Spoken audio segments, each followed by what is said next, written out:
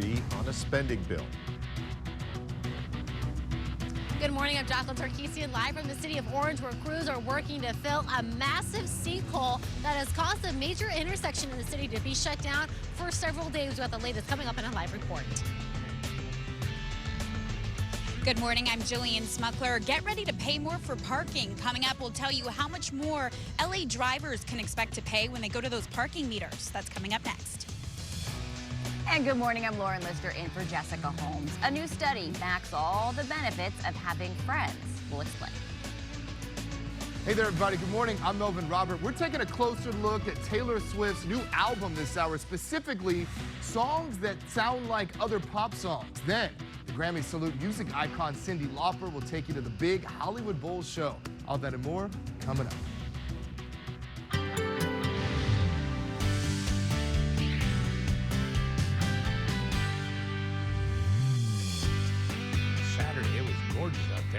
We have some cloud, but that's going to be burning up in most areas mid-morning, some areas mid-afternoon. 71 will be the high at the beaches. Downtown Los Angeles, 77 degrees. San Fernando Valley, 87 degrees. 85 in the high desert. Inland Empire up to 88 degrees.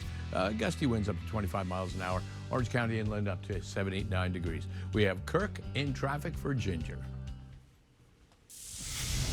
All right, Mark, thanks very much. Very slow going on the 405 this morning. In fact, if you're planning to head to LAX, we're seeing significant delays now starting to stack up not far from LAX. This is generally in the Inglewood area, the 405 North at Century Boulevard. A two-car crash is now blocking the carpool lane, but you can see heading around this part of LAX a little bit tricky because you have that also combined with the 105 situation there where we're seeing some additional delays not too far away.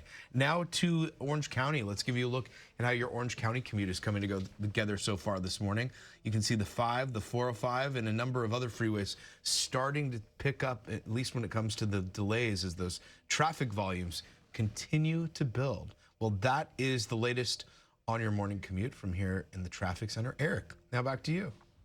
Kirk, thank you. A water main break has caused a massive sinkhole to open up in a busy intersection in the city of Orange. Crews have been working for days now to make repairs and fill the hole. KTLA's Jacqueline Sarkeesian is live in the city of Orange with the latest. Jacqueline, good morning.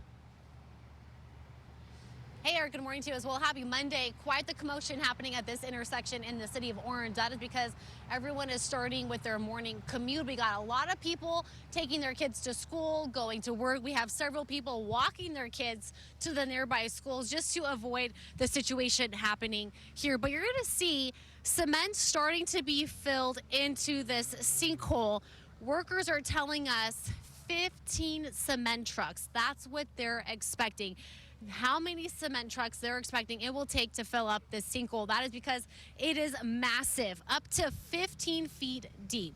Now, this all happened when a water main break in the middle of the street ruptured. There's also damage to a storm drain. That street is the intersection of Meats Avenue and Santiago Boulevard in Orange. It was first reported Saturday morning. As a precaution, water service to several homes were shut off so crews could make the repairs. Several residents realized something was off when they noticed low water pressure. They worked all night, and believe it or not, they didn't wake us up the whole night. I think I heard one backup alarm and I kind of woke up and I went back to sleep, but they're very quiet. Crews have been working really hard since this first happened Saturday. Crews hoping to have the street repaired by tomorrow, so this intersection can be back up and running as soon as possible. Fingers crossed. The city is hoping Wednesday this intersection is back open. Also want to mention, remarkable that no one was hurt when the sinkhole was first reported. Back to you guys in the studio. Yeah, thank goodness for that. Jacqueline, thanks. New details about the investigation into Thursday's explosion and hours-long fire at the Chevron refinery in El Segundo. The blast injured at least one worker. It shook homes up to a mile away and sent 100-foot-tall flames into the air. Local regulators are investigating, but federal agencies are unable to help due to the government shutdown. Experts say that means the cause of the blast may never be known. The explosion came after the refinery received notices that it was in violation of environmental safety rules 46 times, including 13 times in the past year. Investigators say it was one of the most serious incidents in the refinery's 114-year history. Union leaders worry that without clear answers, similar disasters could happen at California's 15 other refineries. The California Fair Plan is looking for a large rate hike following January's fierce firestorms. The Los Angeles-based insurance pool that provides basic fire insurance coverage to high-risk properties is applying for a nearly 36% increase. That request must be reviewed by the state insurance commissioner. The California Fair Plan has estimated losses of $4 billion from the Palisades and Eaton fires. If approved, the new rates would apply beginning in April. It's going to start costing more to park along metered streets in LA. For the first time in more than a decade, the city has raised the hourly rate. KTLA's Jillian Smuckler is live from Koreatown with what drivers need to know. Jillian, good morning. Good morning. Yeah, bad news for drivers. Parking across Los Angeles County is going to get a lot more expensive, and also it's going to last longer. So the city council voted to approve that parking meter increase by 50%. So for example, if you're paying $1 an hour, now you're going to be paying $1.50. Now the new rate hike is the first increase since 2014, and the changes don't stop there. Meters will now run until midnight in nightlife zones and until 8 p.m. everywhere else. For the first time, most meters will also operate on Sundays. We spoke with one man who says this is just another expense that LA drivers have to worry about. This is kind of crazy because everything's going up, all the prices going up in the city, especially after all the Trump's tariff going up. So it's kind of tough right now for everybody. City leaders say the move could bring in about $14 million in extra revenue, and that the change keeps Los Angeles in line with nearby cities like Santa Monica and Pasadena, which already charge 7 days a week. Now, it is still unclear when exactly that's going to take effect. So for now, drivers can rest a little bit easy knowing it's going to stay the same, but still just another cost for them to worry about. Reporting live in Koreatown, Jillian Smuckler, KTLA 5 News. Jillian, thank you. Stargazers, or really moon gazers, listen up. Tonight, the moon will appear larger and brighter during a rare harvest supermoon. The October supermoon is the first of 3 supermoons this year. It happens when a full moon is closer to Earth in its orbit, making the moon look up to 14% bigger and 30% brighter than the faintest moon of the year. The harvest moon has traditionally been used to mark the end of the harvest season. The next 2 supermoons will happen on November 5th and December 4th. Always love a good full moon, right? Yeah, for sure. I mean, this is when we would say hello to Mark Kriske. Yeah, I'm here. Our super weather guy. Yeah. He's here. He's making his way in. Even this morning, that It was moon big. It was big, Was and it? it was so close. Oh, Yeah, I didn't I saw look that up. about 5:30 coming out of my Last night, too. It was really bright. Yeah, Gorgeous. It looks like somebody left the light on in the backyard this morning. It was That bright. just beautiful, beautiful. All right. Today, we're looking at Orange County Inland, 79. Inland Empire up to 88. High Desert will have a high of 85 degrees, sunny and windy. Santa Clarita Valley, or let's have a look at the Mount Wilson shot. Still some cloud hanging in there, but that's going to be clearing out quite quickly. Temperature 64 right now. 2 degrees warmer than yesterday. Relative humidity 87%. Almanac yesterday.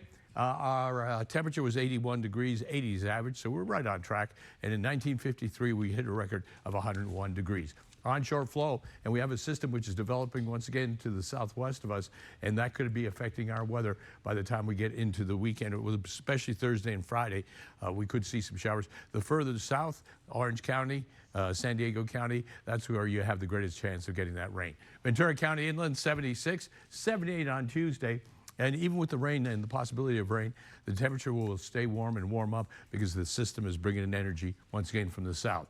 85, typical winter storms, and we're not getting there yet, but typical winter storms develop up in the northwest, and then they slide down, and we get the tail end of the cold front, or maybe even the low itself, and that's what gives us our rain. Kirk has all the latest on what's happening in traffic. Traffic by Jacoby and Myers. All right, Mark, thanks very much. Now for drivers on the west side, an update on how the commute is coming together in Santa Monica. A new incident to tell you about. This is the 10 West at Cloverfield Boulevard. A car overturned in the slow lane, and right now crews on the scene are waiting on a tow truck unit to remove it, to clear it as well. You can see that stretch of the 405 not too far away, a very slow going. We've seen 405 northbound moving slow throughout the morning. Now to the Inland Empire. Let's give you a look at how your commute is coming together. Good morning to you. As you can see, the 210 westbound, the 10 West, and it looks like the 71 West and the 91 West, all seeing those commute times starting to build as those traffic volumes are growing ahead of the peak morning commute times. Well, that is the latest from the traffic center. Lauren, now back to you. Thanks, Kirk.